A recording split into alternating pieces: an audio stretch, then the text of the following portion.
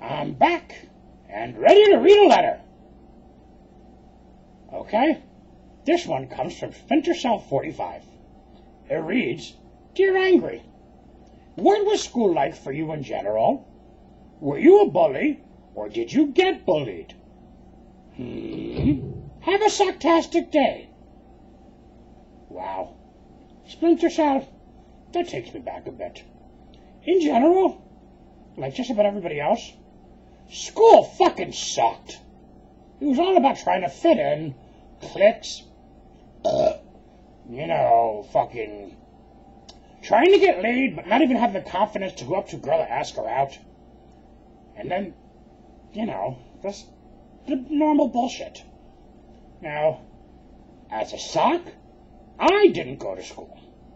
But the dude with the hand up my ass had 12 years of schooling, plus kindergarten, plus 6 years to get a 4-year degree. The dumb bastard.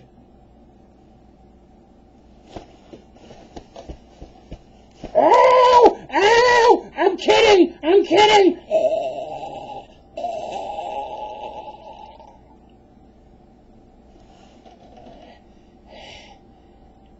I mean, he went through 6 years of school by choice.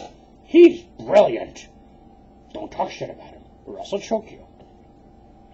Okay, now, speaking on his behalf, school was school. It had its ups and downs. Had my fair share of friends. Also pissed a lot of people off. I was pretty much a class clown. Did some things I'm not too proud of, like graffiti. That was dumb. Besides that, I didn't really get into a lot of fights. Mostly because the first couple of fights that I got into, I showed I was a fucking lunatic.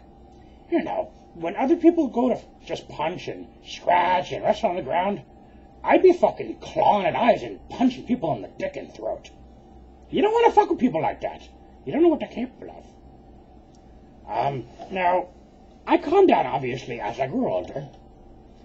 But my memorable moments as far as fighting goes, I was in a fight with one kid in 8th grade, and 3 of his friends decided to jump in. So then 3 of my friends decided to jump in. It was a scrum.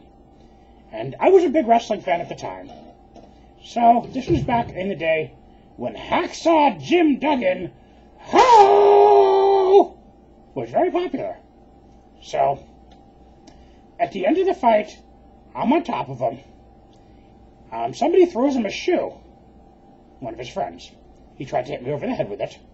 I grabbed the shoe out of his hand, scream ho like Hacksaw Jim Duggan, with the thumb in the air, the tongue out my mouth, and started beating him mercifully with it. It was fun. Turned out, we were friends the next day. Such is life. I have to admit, even though I did win more fights than I lost, my most memorable beating that I received, I was in summer camp. And I saw a belt that... Now, I was a fat kid, don't get me wrong. But this belt was at least, I'd say, 6 or 7 sizes bigger than mine. So I'm talking about like a 50, 55-inch waist. I picked it up and I couldn't help myself. I was like, damn, this is a big fucking belt. And then, I shit you not, I used it as a hula hoop.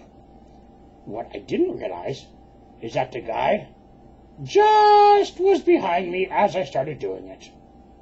Needless to say, he took my head, whacked it against the fucking wall, knocking me just about out cold, and started whipping me like I was Kunta fucking Kinte. I had it coming, I'm not gonna lie.